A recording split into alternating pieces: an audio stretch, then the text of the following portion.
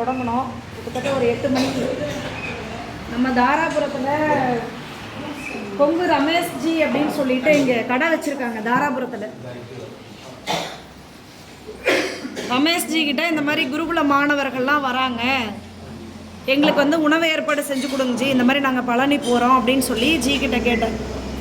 அப்போ ஜி என்ன சொன்னார், கேட்ட உடனே நீங்கள் வாங்கம்மா சாப்பிடலாம் அப்படின்னு சொல்லி சொன்னாங்க. நமக்கு இந்த ஓலக்கடை ஹோட்டலில் இங்கே உட்காந்து நீங்கள் சாப்பிட்றதுக்கு சௌரியமாக இருக்கும் அப்படின்னு சொல்லிட்டு நமக்கு இந்த ஏற்பாட்டை நமக்கு செய்து கொடுத்துருக்குறாங்க. அதுபோக நம்மளுடைய அண்ணா, அவர் பேர் என்னங்க அண்ணா பேர்? ராம்குட்டி அண்ணா.